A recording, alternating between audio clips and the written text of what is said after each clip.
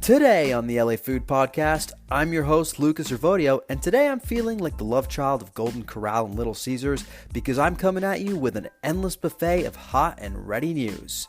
Over in New York, our friends at the James Beard Awards are at it again. They're being accused of bending to wokeness for eliminating an Alabama chef from award contention due to alleged yelling at staff and guests.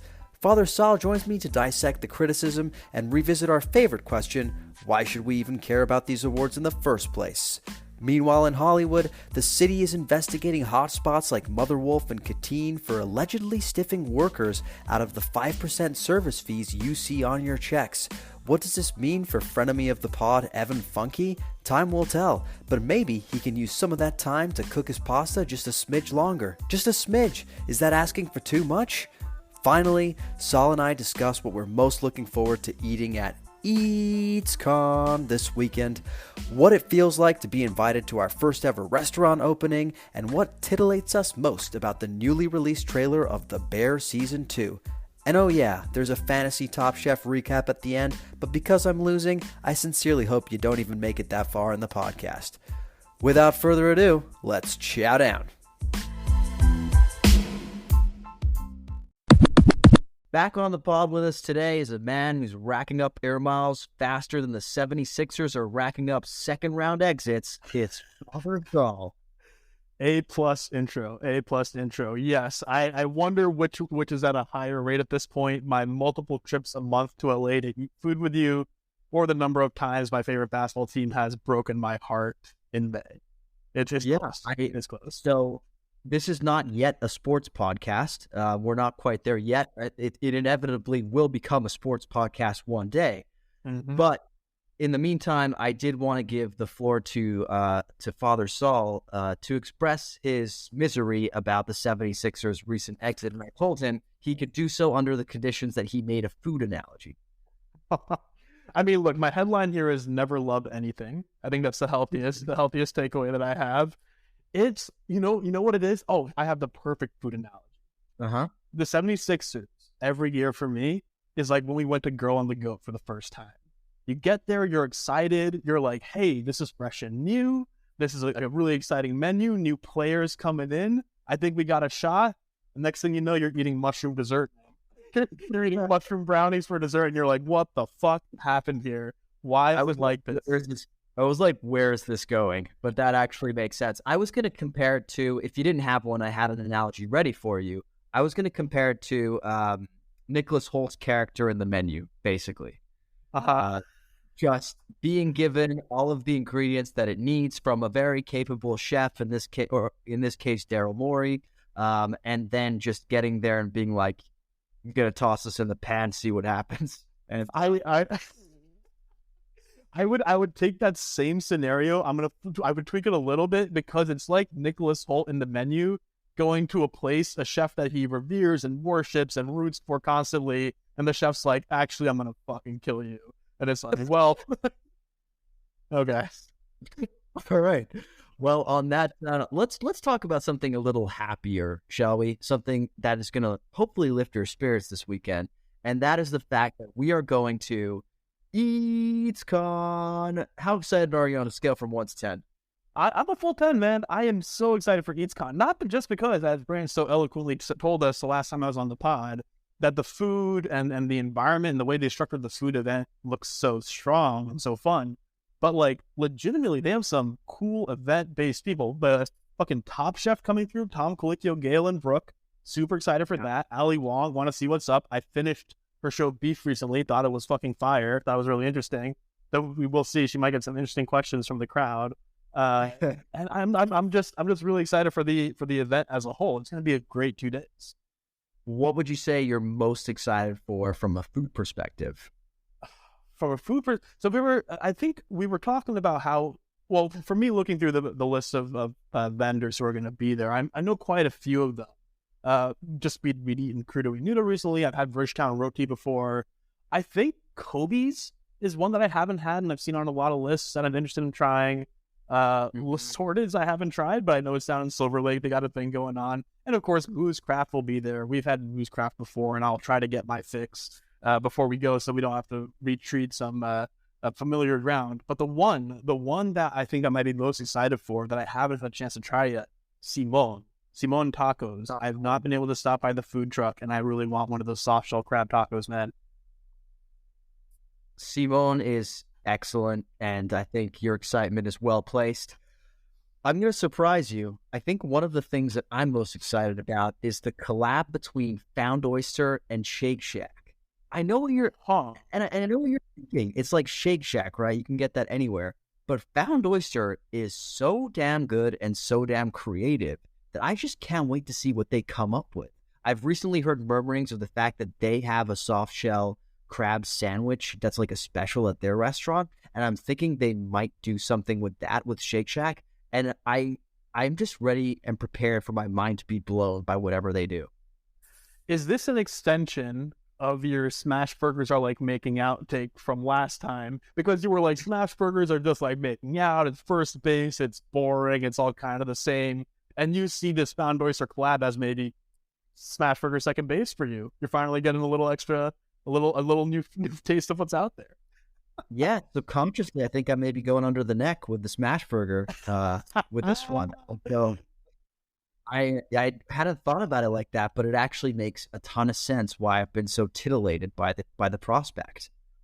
Probably, I'll try not to think too hard about the confused boner you're probably going to be having across the table from me while we eat Shake Shack and Found Oyster. You're like, why do I love this so much? Such an exciting new experience. Yeah. Well, if you haven't gotten your tickets yet to EEEEEATSCON and you want to see and you see what kind of reaction I have to this burger, you should go, dear listener, to the Infatuations website and go get yourself a ticket, because I don't think it's sold out yet. I might be wrong, but if not, like, just stand outside there and scalp tickets. Because honestly, I think this is one of those situations where you're going to do whatever you can to get inside the building or the hangar, the Barker hangar in Santa Monica. Well, speaking of making it in the food world, dude, we are on our way. We got invited to our first opening party. I'm really excited, man. And what's so exciting too is I think I literally just sent you an article about the restaurant that's opening, being like, "Hey, this is pretty cool." Next thing you know, as if heard by God, we're invited to the opening of Bar Los Angeles. Bar Los Angeles, it's the cousin of the second iteration of a restaurant that's already opened in New York. It's marketing itself as elevated Indian cuisine, and it's downtown. It looks like an absolutely beautiful space, and from everything I've seen, the pictures of the food look pretty lit. I was going to say, my excitement of being invited to this opening party was a little tempered when I saw them advertising it on Instagram stories for anybody to RSVP at the event, right? That's really funny. I didn't know that happened. Yeah. No, I didn't know if you had seen that, but if not, I wanted to be the one to break it to you. Is this might be a little less exclusive than we were hoping. However, the fact that we were invited, maybe we get a little bit of special treatment. You know, it's all you can hope for.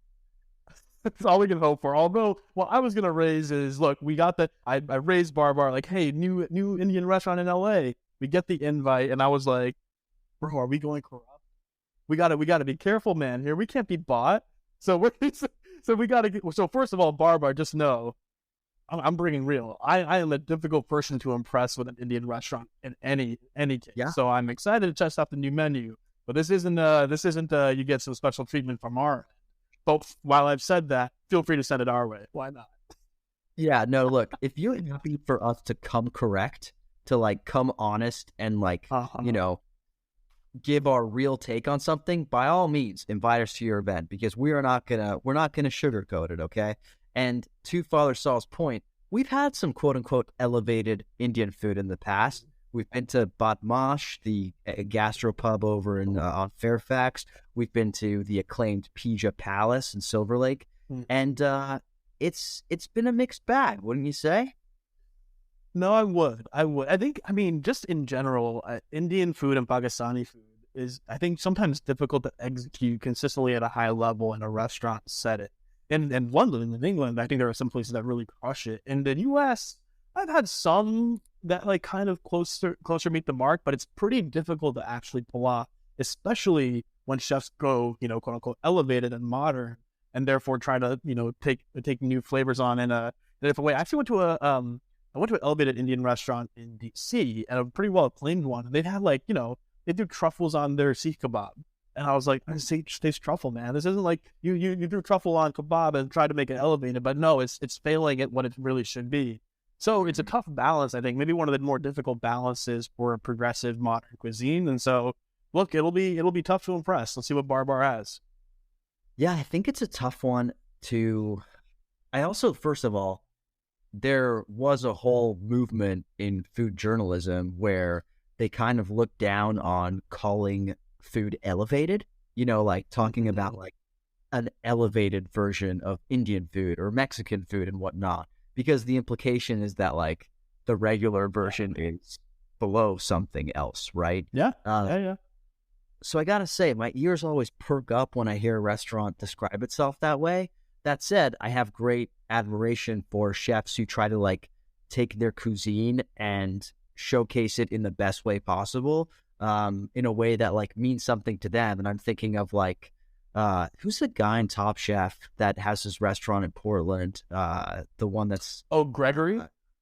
Gregory, exactly. And, yeah, I think I forget exactly where his food is from, but he takes such pride in it, and that is like what he does. That is his thing, and he is the person doing it, right? So, I'm curious to see how they actually pull off the execution. But look, hey, I have my fit ready. I know exactly what I'm wearing. Open and party, baby. It's Hollywood. It's not downtown, but it feels Hollywood. I cannot be stoked. I feel like this is the beginning of something very like rock and roll for us, Oh yeah. Rock and roll lifestyle is exactly what I thought when you said, "Do you want to come on a podcast?" This is the inevitable endpoint of our cool high life now. But no, I'm interested, and again, like I'm excited to see what they got. I feel, what I will say is, I feel like often, like quote unquote like modern or elevated Indian cuisine, the trap they fall into, because I think Indian food is really easy to make look beautiful in a picture, but what happens, even at Badmash, which has some really great dishes too, is like they kind of fail at the food, but it looks cool, very Instagrammable. We've talked about Instagrammable dishes before, and so including Pigeon Palace being one of the folks who I think maybe like don't always hit that balance right. So we'll have our palates out, watching out for real quality. Palates out on Thursday night at the party. Apparently, you can still RSVP for it. So if you want to go to Bar Los Angeles' Instagram and check it out, actually, this podcast will have posted after it. So unless you have a time machine, you cannot do it. Anyway, speaking of rock and roll lifestyle, there's one fictional rock and roll chef who's back at it again, and that is Carmen Berzotto from The Bear, coming back for season 2. They finally released the trailer of the show that's dropping in June. Have you seen it? Seen the trailer. I have actually not finished the first season, but I will say the trailer for the second one made me want to get caught up real quick, because I think it looks dope. I'm excited. Yeah, so to catch you up on what's gone on in season 1, I won't do too many spoilers, but basically, towards the end of the season, they realized that they need a pivot at their restaurant. Mm-hmm. I won't tell you why, and I won't tell you exactly how it goes down. You should watch that for yourself. But in the trailer for the second season, they really get into this like pivot that the restaurant is taking, and I think it's an absolutely fascinating starting point for a season 2, because it basically is just like a whole new show compared to the first season. The thing that I noticed, the thing that I noticed about the trailer is it seems like it's carrying that frantic energy that the first season had. Just it really captures that sort of like uncut gems like atmosphere of working in a restaurant, which I do not have from firsthand experience, but what I imagine it to be like. And that was cool, but I also found it a little bit off-putting in the first season. I felt like at times it was just a gimmick. Like there's one of the like most famous episodes from the first season is an episode where it's just one camera shot, and the entire time they're going through a really chaotic day in the restaurant with that one camera shot. And I think it's literally just designed to spike your cortisol levels. And it's really well done from like an artistic perspective. It doesn't accomplish very much from a story perspective, and it ends up feeling to me a little cheap because of that. And that's the one dangerous territory that I want to see the Bear avoid in season 2, is leaning too heavily into these artistic gimmicks and sacrificing the story. It's kind of like when a fine dining chef makes too many foams or something and sacrifices the actual flavor of the dish. Interesting take. I can understand the desire for them not to lean too heavily on it, for sure. Because where I would slightly disagree with you is certainly tone and feel and the visual sort of sensation of watching the show feeds into story, right? Part of the story, or part of fully immersing yourself in the story of the Bear is feeling the level of anxiety that Carmine feels, or Carmi feels rather, right? And also getting into like this, feeling what the speed and intensity of the restaurant really is during a rush hour, right? You're right that it could also try to balance like that effect, though, is probably most well used if it's in balance a little bit with slower moments, right? And like calmer shots, which they sprinkle in a little bit, but not too much in the first season. So I get it from that perspective, but overall, I think I in general disagree that it's something that I got tired of in season 1 thus far, of course, having not completed the whole thing. I think it's a really effective way to like get swept up in like the, not just the process of cooking in a restaurant, but like in the pressure involved and like the stakes that the folks feel in the place. And what I'm so excited about too is one of the things the Bear has been lauded for from the food community is its level of accuracy, right? In portraying the experience of working in a restaurant and being in the industry. And with this pivot to them essentially rebuilding, right, opening a new restaurant concept, I'm really excited to see what accurate components there did pull in. When Dave Chang opened Major Domo in LA, he did a podcast series with Bill Simmons talking about the process of opening, and it was so fascinating. And you could hear, that's all the episode, like the anxiety in Dave Chang's voice and like what he was experiencing, the stress and like the nerves. And talking about all the little nitty gritty things that go into effectively opening a restaurant. And I really hope that this season sticks with that level of accuracy and reflecting what it's going to be like to open a restaurant. It sounds like on a pretty insanely tight time schedule as well, based on what the trailer has shared. Yeah. Okay. Look, that is interesting. I do think that is one of those things that the show accomplishes well. And I've heard that, from folks in the industry, which, have a better grasp on that than you or I. So if they say so, I'm inclined to believe them that the show portrays things accurately. The flip side of that, though, is that I've also heard folks in the industry lament the fact that the Carmi character kind of comes across as like the hero hot guy that like everybody wants, because they're like, this is basically further glorification of the kind of asshole, like tortured genius, which we've done for so long in the industry.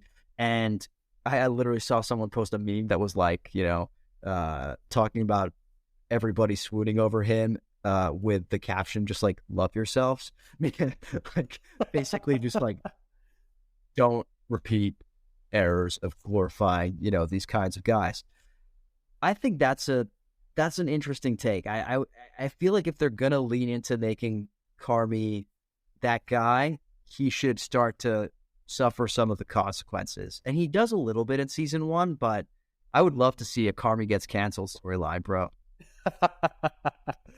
I probably not out of the question. What I assume will happen with the show is like this character growth hero's journey of like, he has this like the elements of a toxic chef in him, even though he, when the series opens, right, tries to be different, tries to be against the experience that he had in New York a little bit, right? Tries to be kinder, but can't help it, right? The drips of like abuse kind of gone through and of his own experience. What I expect to happen is that they like show him working through, but it would be interesting if it's like a Breaking Bad and he can't let it go, and he has to be someone that the rest of the characters are the pastry chef who's like so lovable, Ao's character who's so cool, have to overcome in their own journey, right? We'll see. And AO is also going to be at EEEEEATSCON, so yet another reason to go. Everyone's there, man. Everyone's going to be there. I heard Clooney's coming through. Brad Pitt, maybe. Yeah. Just rumors. Who knows? Biden, I've heard Biden will be there. That's vote. I love the idea of comparing the Bear and Breaking Bad. Like, what if the storyline becomes like they need to start cooking meth just to make ends meet? They get their meth consultant Jesse Pinkman. That would be amazing. Carmen's cousin might be already. If they were like, guess what? He's been cooking meth the whole time. I'd be like, sure, yeah, why not? Yeah. It's not unlikely. Well, we're gonna be doing a bear recap once it all comes out, so we'll do more on that. But speaking of chefs getting canceled, there's a late breaking story in the Los Angeles Times about a certain number of Hollywood restaurants that are being investigated for allegedly stiffing workers of the 5% service charge. Now, this involves the restaurants that are in and around the Thompson Hotel in Hollywood and the Citizen News Building. And these are restaurants like Mother Wolf of Chef Evan Funke, Catine of Chef Wes Avila, Barlise, Terrace. Basically what happened is some workers at the Terrace, which I think is the bar at the Thompson Hotel, alleged that the restaurant group that owns all of these restaurants was not distributing the 5% service fee to workers. And when they actually inquired about it, they were let go. So it's all being investigated. The LA City Attorney is taking interest, but the story just broke in the LA Times, and I suspect that Chefs Funke and Avila are not having such good days. Any initial reactions to the story? It's probably the worst day in Evan Funke's life since the last time you roasted on the pod, man. It's a tough day for our friend Evan. No, I mean, what this reminded me of was a conversation we had with Zeta a couple episodes ago, I should say, right? And what was it? That was wage theft, right? In that case, which essentially this sort of is in the same realm of it as well. And this sort of, and to be clear, and an article mentions this, like, we don't know the level of awareness for Chef Funke or Avila for first of all, what's happening. The hospitality group that kind of owns the hotel and restaurants is the one that's, I think, particularly under fire for these practices. But of course, if you're a chef if you're someone like Evan Funke, who is building his own personal brand, building his level of fame, and of course financial success, on the strength of restaurants like Mother Wolf, you like you said, franchise better be strong, man, and he should be aware. I'd almost be, I mean, like, we'll figure out the level of also, like, whether these restaurants were all participating and how it went down. But no, it just speaks to the broader issue and exactly the reason why I said the chef at Rosetta should have been disqualified for the accusations of wage theft, right? I think we can set a better example, just like with abuse and behavior in chefs, with wage and employment practices in the industry in terms of who we celebrate and who we rise up. So we'll see what's to come. It's big news, and I think, I mean, as you'd mentioned, I think in sending me the article, like, other restaurants getting named in the comments of the article as well as of having similar practices. Yeah, I think that's really one of the main takeaways here is this is just, I think, the tip of the iceberg on this. I think that the reason that the LA City Attorney can actually put forward this investigation is because these restaurants are under a hotel group that's managed by a hotel. And right now, those are the only ones that can be looked into according to LA City ordinance or something like that. But the only reason they're not looking into like standalone restaurant groups is because there's like murkiness legally speaking. So I think this is just the tip of the iceberg in terms of these kinds of stories coming out. To your point, though, I think that this is just a massive issue. Like, it speaks to a much, much bigger issue. One of the things that really got me in the article was when the worker who says he was let go was talking about how he was facing financial hardship because of this. He said he was making $17.50 working at the restaurant, and because these service charges weren't being distributed, I faced financial hardship. Realistically speaking, a 5% charge that's distributed amongst all the staff how much is that actually going to add to his livelihood? And how much would that have actually saved him from financial hardship? I think the bigger issue here is I don't think our service homies are getting paid enough to begin with.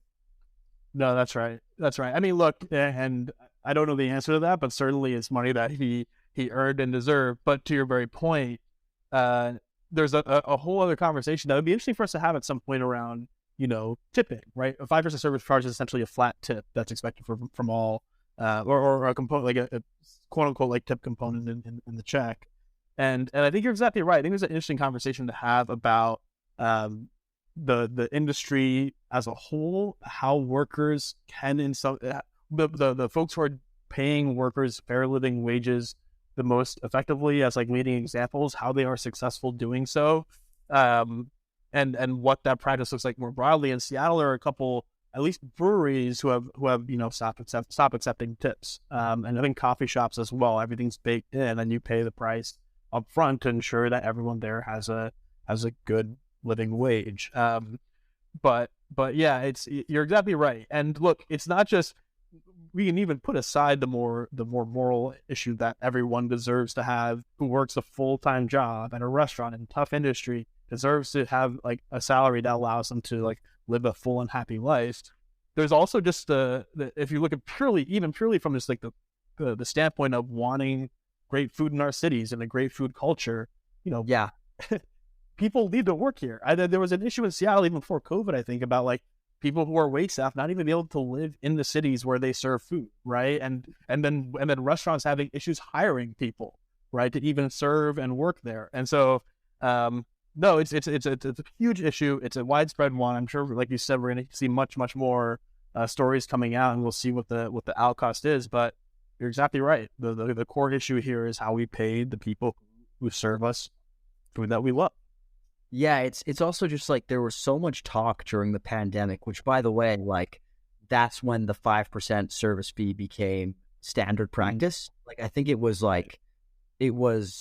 on certain restaurant groups' radars before then, but it wasn't like ubiquitous. It became ubiquitous during the pandemic because there was all this like outcry about being good to our essential workers, including our servers, the people going in every day to make sure that we get food.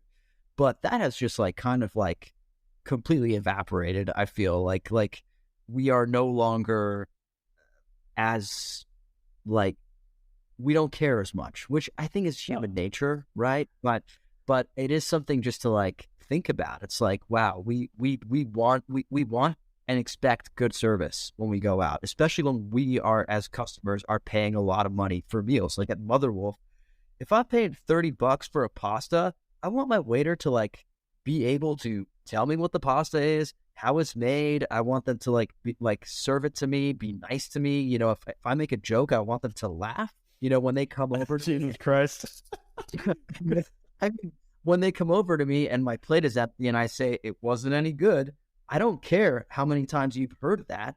I want you to laugh, And oftentimes we are getting that service. We're getting that service. Our servers go above and beyond. They laugh at my shitty jokes.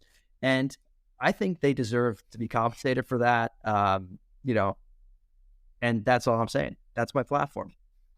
Yeah, we can call it the Luca emotional labor fee, an additional 10% on every check that's built in for waiters that have been laughing your silly jokes. Yeah, no, you're exactly right, man. And look, and even you say like, hey, we cared during COVID, that's how the service fee got integrated and all that. It's like, fact is it, did we really care? If it's like, thanks for risking your life for me, here's 5%, bro.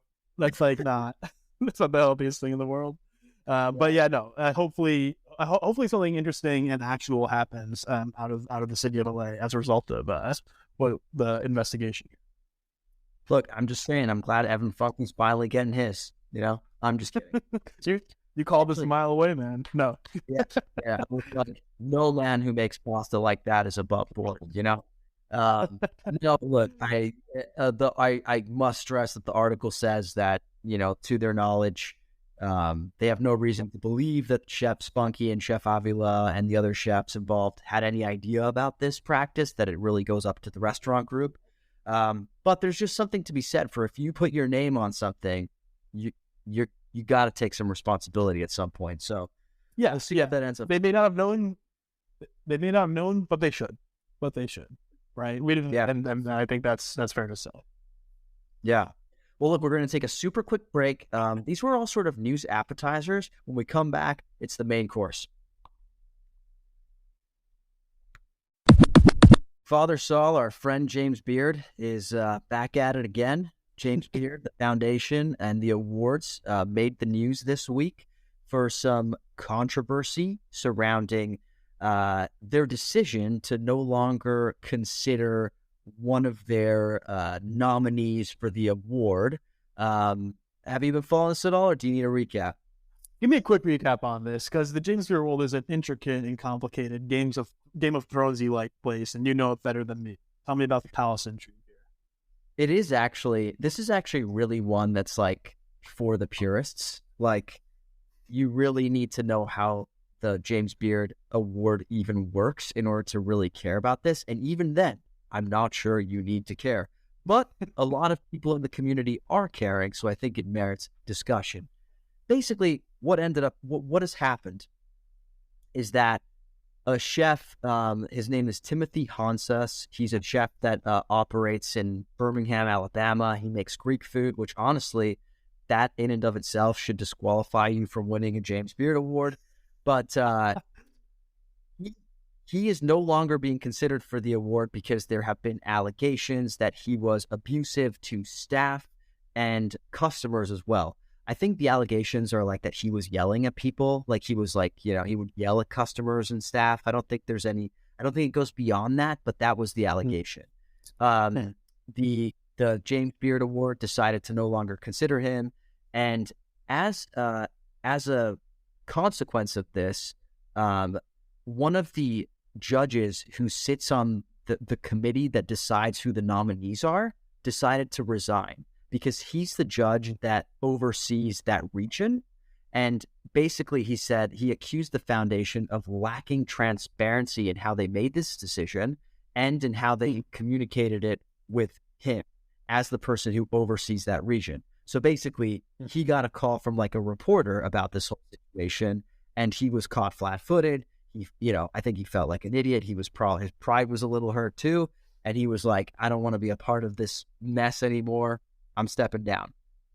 It didn't stop there, though, because once news broke of this, two other chefs who operate in similar regions, I think they actually operate somewhere like in Mississippi or something like that, one of the states nearby. One of them is called John Currents. The other one is called Vishwesh Bhatt. And John Currents like posted a picture of the award that he received smashed. Like he destroyed it. Super dramatic. He destroyed it in protest. He accused the foundation of bending to quote unquote wokeness. And then basically like cited other corruption that the foundation has had over the years. The other chef, Vishwesh Bhatt, did something similar. I think he also like showed an image of like his award on the wall being taken down. And he also levied some accusations at the foundation for how they go about their business. Now, I'm going to go through the accusations, right? And we'll go one by one. I think some have merit, and I think some are just inane. Do you have any initial reactions, though? Yeah, I'll give a couple of quick initial takes. One, I think good on James Beard for doing exactly what we just talked about, right? By being an award entity, you should have your eye out for practices that we wouldn't want to celebrate and have that in consideration for the awards. Now, like the transparency issue though is fair and real, and then I seems a little prideful for a guy to resign over what seems like a relatively small deal of not being communicated about a decision like this, but whatever, fair. Of course, my guy John Currents is 100% right. James Beard, woke mind virus, fuck all this. We can't keep politics out of my food. Stay in the kitchen. No, that's like really stupid.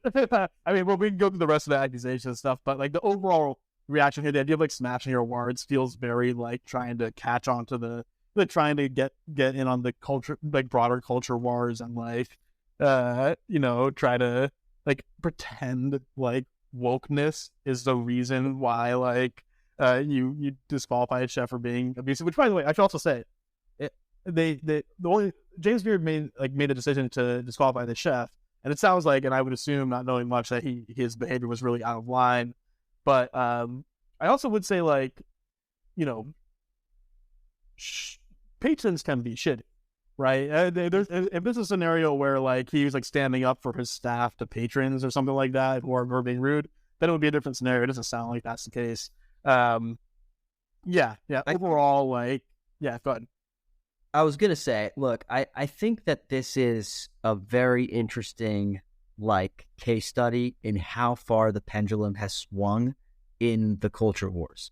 Because I want to take you back to the year of our Lord 2020. And in 2020, there was a little thing called the Black Lives Matter movement, which presented a huge issue for the James Beard Foundation. So they that year, in the wake of a lot of so they have a bit of a history of controversy to begin with. I forget exactly when, but like I want to say in the 90s or the James Beard does. Or something. James Beard does. Not yeah. To be clear, James Beard has James. Yeah. Early aughts, 90s or something like that. I have to fact check that, but there was like some really bad like embezzlement stuff that went down, right? Mm-hmm. So like they've had like huge issues in terms of transparency and trust and whatnot for a while. But since then, they had worked on rehabilitating their image. They had rebranded. They'd also changed leadership more substantively. And I feel like they had finally like course corrected to being like respected in the industry again, whatnot. Like they were on their way up. However, as society started looking at itself again in 2020, both in the wake of like Me Too and in the wake of the George Floyd moment, the George Floyd murder that happened, basically the James Beard Foundation started getting called out for gatekeeping in the industry, for basically just having a lot of white chefs and a lot of white male chefs that were like basically constantly winning the awards. And because of the way that the awards were structured, it was basically like once you won an award, you then became a judge for life. So it created the system where like the judges were just all these like previous white men who had won awards in the past, and they made up like a pretty large percentage of the judges. So they were getting called out for that, right? They were getting called out for how they were being awarded. In 2020, there was also a little bit of a scandal because they decided not to host the awards. And initially it was unclear why, but it was later leaked that they did it because some of the people that were nominated were getting horrific accusations of like Me Too and abuse, basically. And instead of like going out and like saying something, they like just decided we're not going to have the awards at all, right? And they were criticized, for basically like, acting kind of cowardly, right? Other accusations that are levied against them oftentimes have to do with gatekeeping, and that's actually where Chef John Kearns comes in. He was talking about something that the James Beard Foundation used to do was they used to allow chefs to come cook at the James Beard House, which is like, it was seen as like this big rite of passage for chefs. You can come to the James Beard House, you cook a meal, and it's like this great big honor to do it. The problem is, when chefs get invited to cook at the James Beard House, they do so at immense personal cost. They have to do it all out of pocket of their own pocket. Oftentimes, these are not like the chefs have absolutely made it. They're the chefs who are kind of like on the cusp and are looking for something to really cement them. So it was seen as like a big barrier, right? If you want to cook at the house, you can, but it's pay for play, really. Yeah. Since then, the foundation has done stuff to like change that a little bit. So maybe John Kearns isn't aware of that, but I think the accusation he makes that has a ton of merit is that the foundation creates and the awards create some really fucked up incentives when it comes to media awards. Now, the James Beard Award, the foundation gives out media awards, right? Best books, best articles. One day they'll award us with best podcast, right? But his accusation is that it disincentivizes media from covering them and their bad behavior for fear of eventually not winning the award. And that to me was like, damn, this guy thought about it. Like, that's actually, it has nothing to do with the current situation, but it's a good point and something that merits discussion. Interesting. I think I agree with that last piece. There certainly does seem to be some kind of conflict of interest there. Of course, I mean, I don't know. I think a reporter may, and look, I'm not a journalist. I shouldn't speak too out of turn here. Like, a reporter would rather take like a big, industry busting story over like, maybe one day I'll win a food award, but maybe I'm wrong. Hey, like, at the very least, the incentive there is backwards. He's not wrong about that. And to clarify, was John Kearns suggesting that he was criticizing the practice of cooking at the house? He was saying that this was an unfair thing for James Beard to have done in the past. I think basically he was saying like, oh, this lack of transparency with how Chef Timothy Hontzas was treated is emblematic of how they operate in general. For example, the shady, like, they make their chefs pay to play to cook at the James Beard house. They, have this like fucked up incentive system with the media. It's just them doing what they do, basically. Got it. Yeah, and look, that all makes sense to me. I'm not sure how wokeness fits into all this, but the transparency and the skewed incentives and pieces all would track to me, including in the treatment of Timothy Hontzas, where it sounds like he might have rightfully been disqualified from the award, maybe, but I would also think there's an expectation that the reasoning behind it and the clarity to the very people that they have, participating in the award selection are aware of that, right? So I mean, look, that doesn't seem off base to me. The only thing I'm kind of chuckling at is the use of the term woke. But that's everywhere now. That's all fine. The actual accusations or allegations seem like things that James Beard should address in some way. Do you know what? I think that the John Kearns thing is really interesting because he says they're bending to wokeness, and then he makes some really woke critiques. Yeah, fair point. Fair point. Do you think the issue here is maybe just John Kearns doesn't know what woke means? That could be the crux of this. Yeah. We can. By the way, I don't think woke means any of this shit, but like in real terms. But hey, it's out there. Why not? It's a good hook term. It's good for SEO. Yeah, I think the last point I want to bring up that was actually a critique by Chef Bishwich Bot. He made one critique which I think was like totally unfair, which was basically like the change that the James Beard Foundation made to the voting body. He was like, it's not fair to remove previous winners.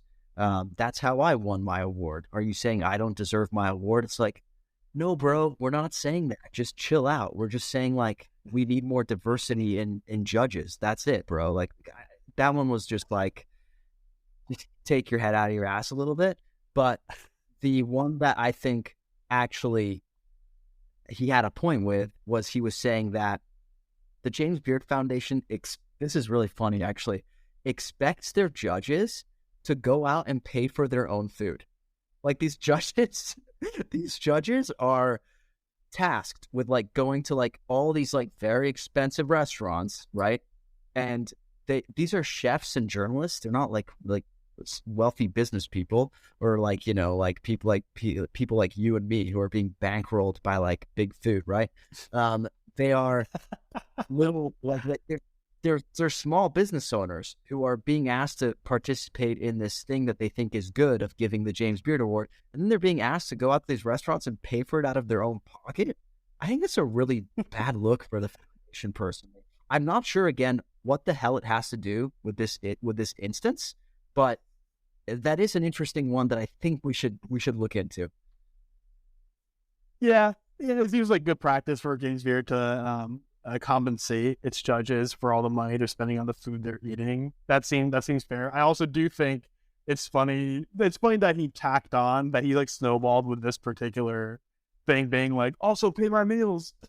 Like John Curran's bringing these like well thought out and historical like corruption allegations, and Vishy being like, I don't want to pay either. By the way, also love how he just stood an image of the award being taken down instead of bashing it, because I'm betting it's going right back up on itself.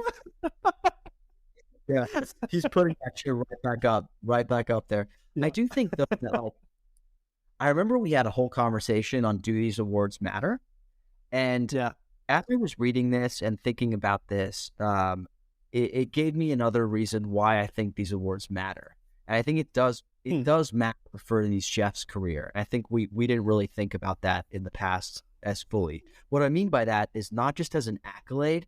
I think it matters when you're like trying to attract investors for a new project or something like that. The same way that like getting a master's in like your profession or something.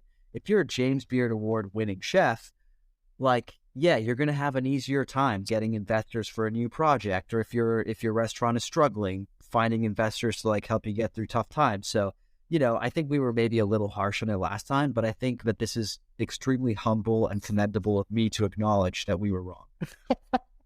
Great transparency, bro. We're the exact opposite of James Beard. No, I mean, I thought that was kind of part and parcel. Like, I thought that was sort of implied that, yes, one of the things you get with the award is the professional, advantages that come with it, and therefore it's even more important for the awards to be considered fairly and as broadly as possible, and avoid things like James Beard's historical gatekeeping. Right. I also think this reminds me again of the conversation we had. We were like, hey, what if there was some award that combined the perspective of eaters as well as restaurateurs and people in the industry as well as critics and journalists, right? Which balances out, I would think, a bit kind of what the most deserving looks like in a particular geography.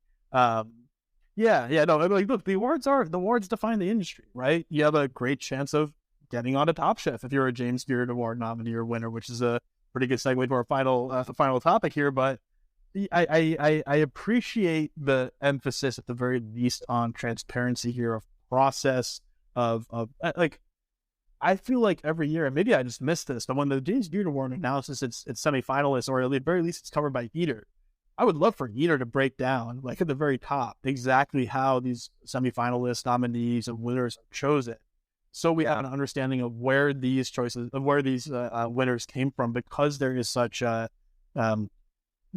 strong momentum and association down with what these restaurateurs will go on with to do for the rest of their careers.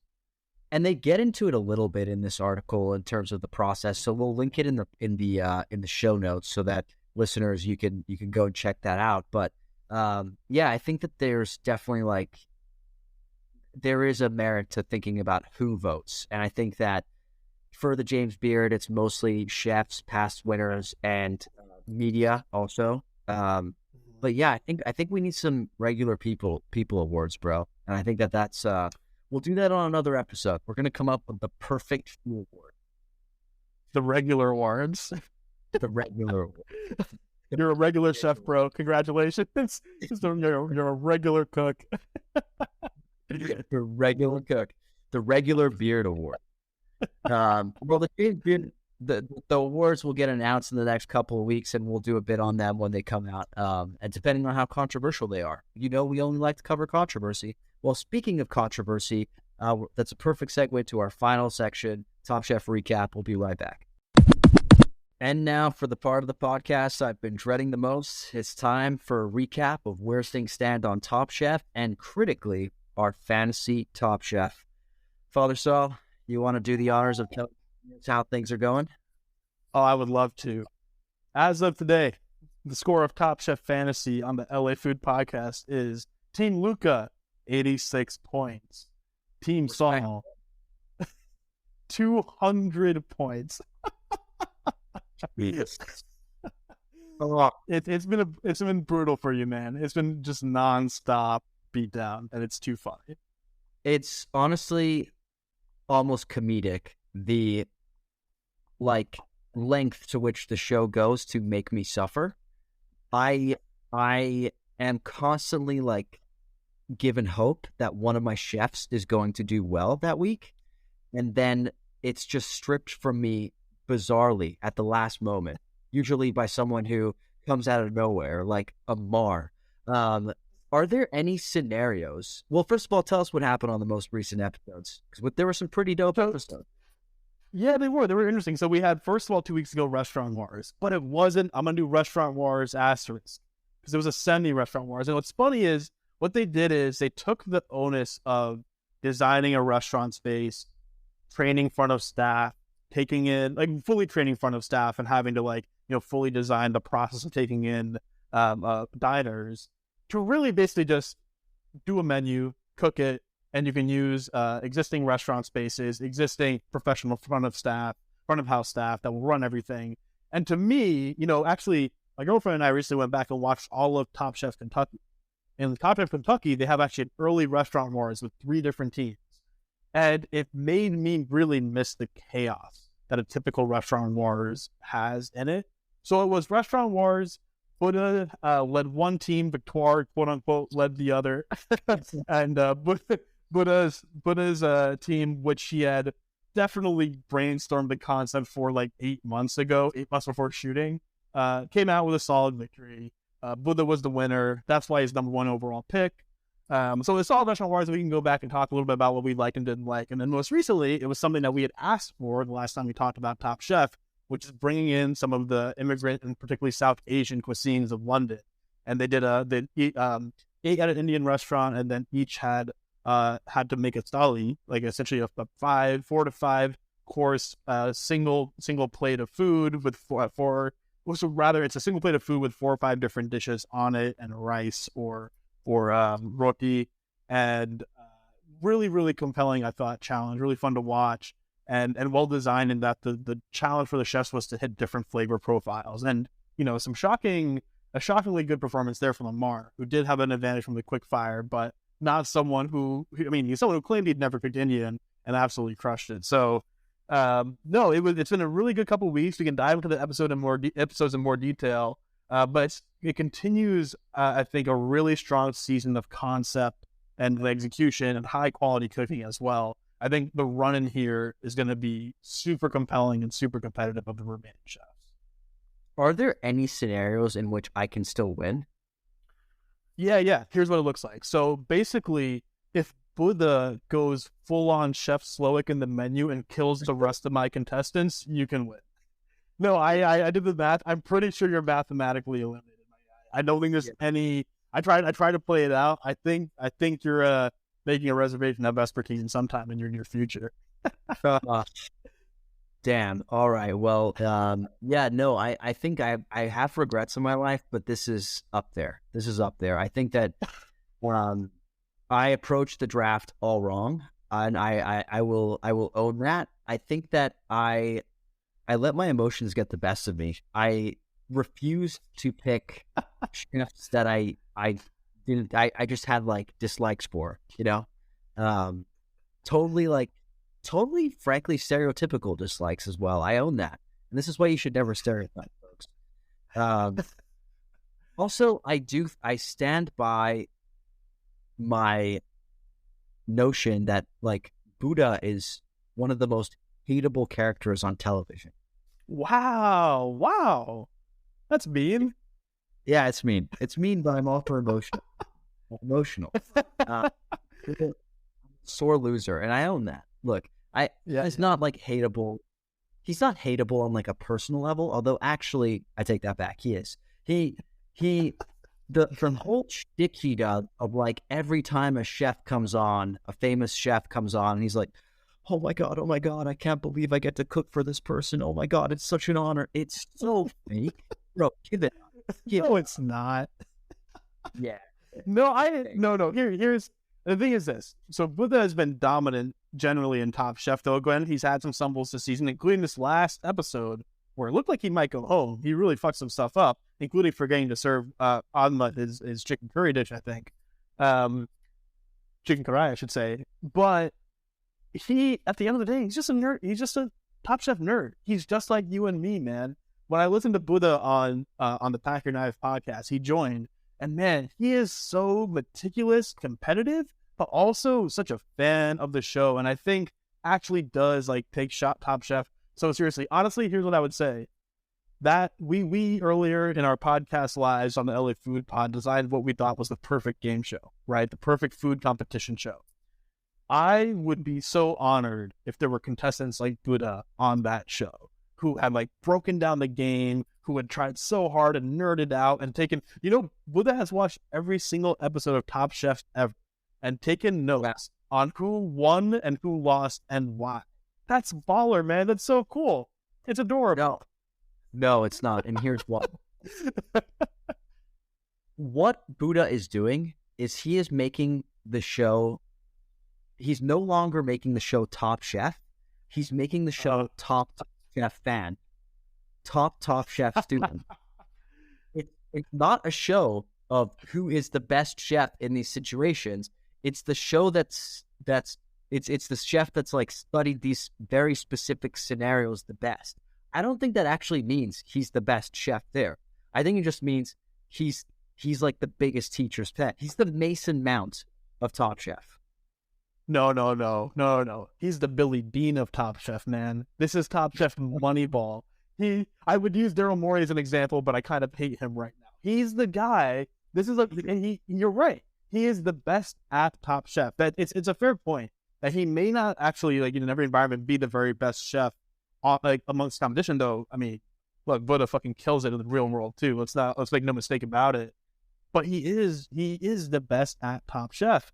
And look, it's a game, it's a competition, and he's moneyballing the shit out of it. And I love to see it. Now, of course, what's almost interesting then to watch, like the Buddhas of the world versus the Sarahs and the Amars, who are like I would call it the artisans of Top Chef, right? The ones just like coming up with shit on the fly, cooking Indian food for the first time, right? Like really trying to go with the flow of the competition rather than having it planned out. Real right versus left brain vibes a little bit here, and I like watching it play out. But yeah, you're wrong about Buddha. You're sad that you've been dominated so thoroughly here.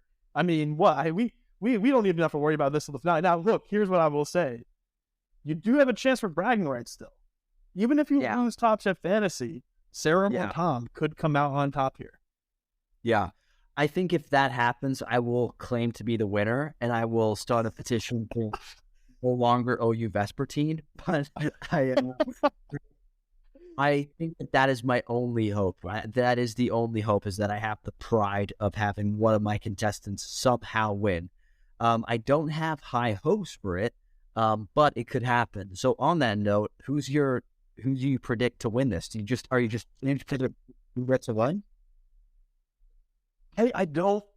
Last time I said Buddha was going to be my favorite till proven otherwise. I don't.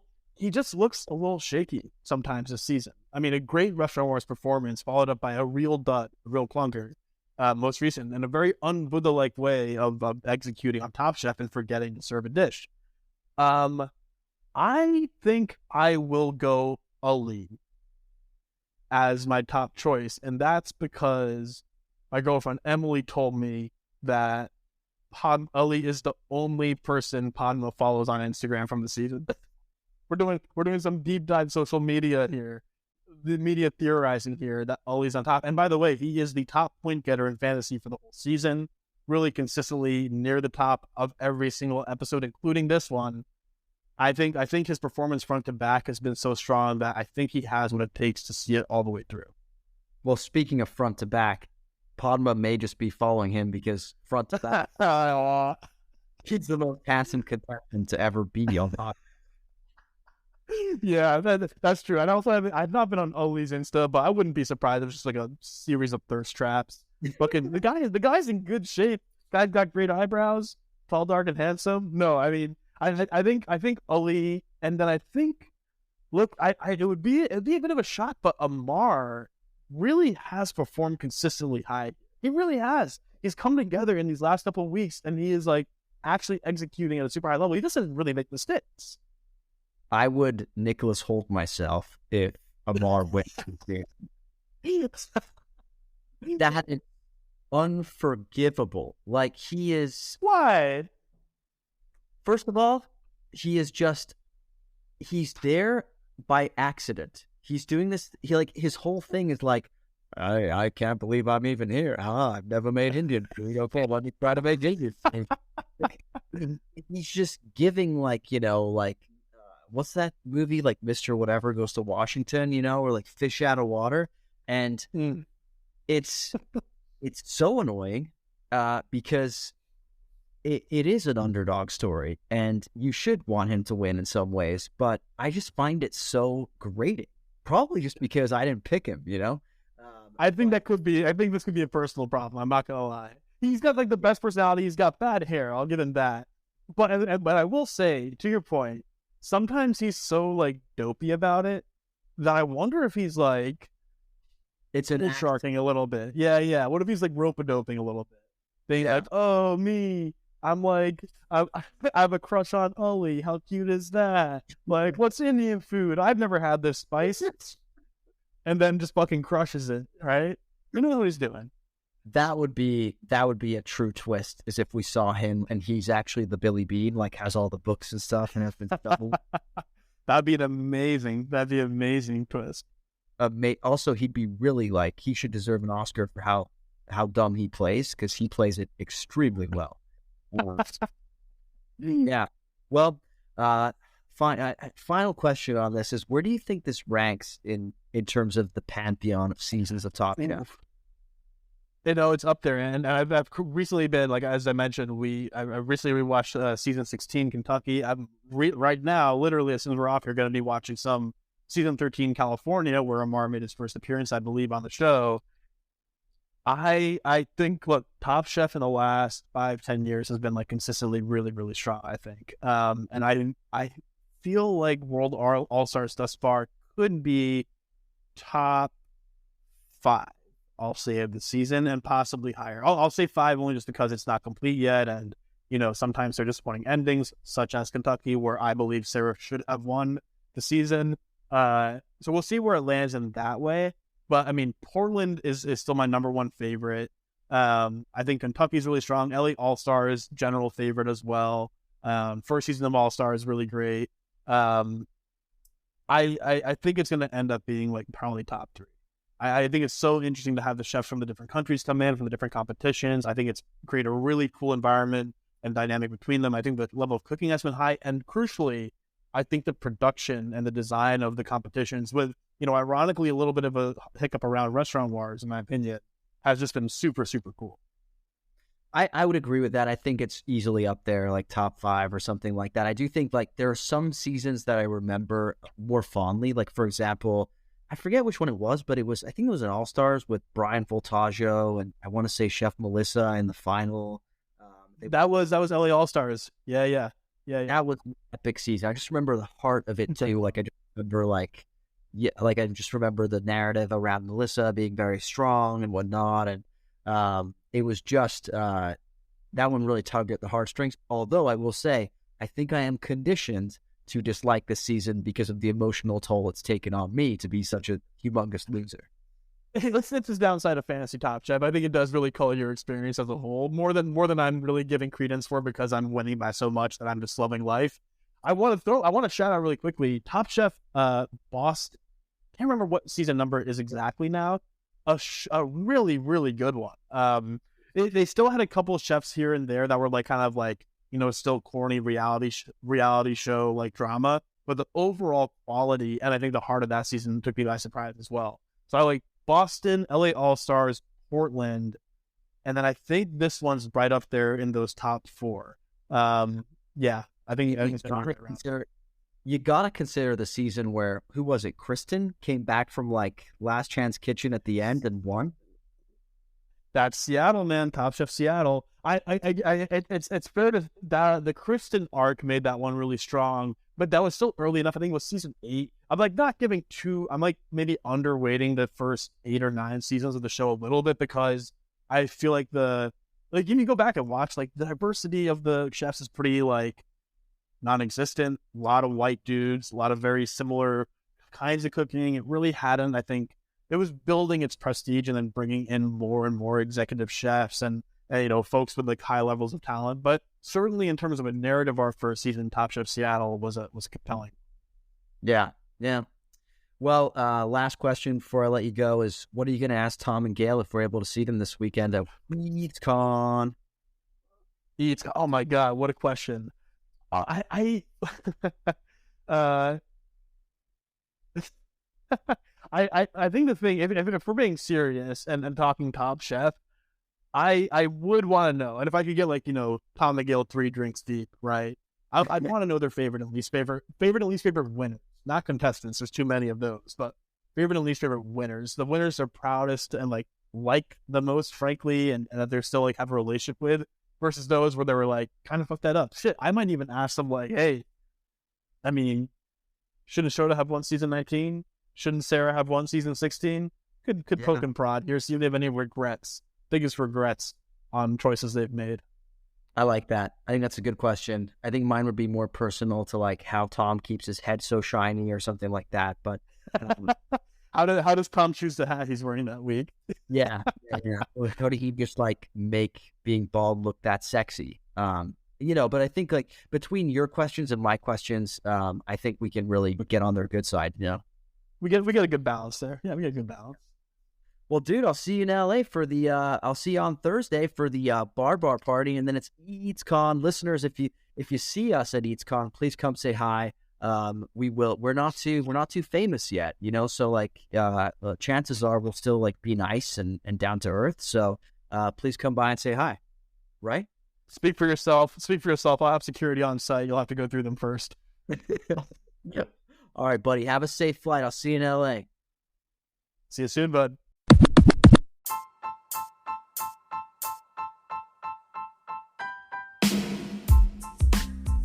Thanks for listening to another episode of the LA Food Podcast. Thanks to Father Sal, as always. And seriously, if you're at EEEEATSCON this weekend, please stop by and say hi. We'd love nothing more. If you did like what you heard today, please go to wherever you listen to podcasts, leave us a rating, a review, subscribe if you should be so inclined. And if you're looking for me, you can find me on Instagram and TikTok at the LA Countdown. That's TheLACOUNTDOWN.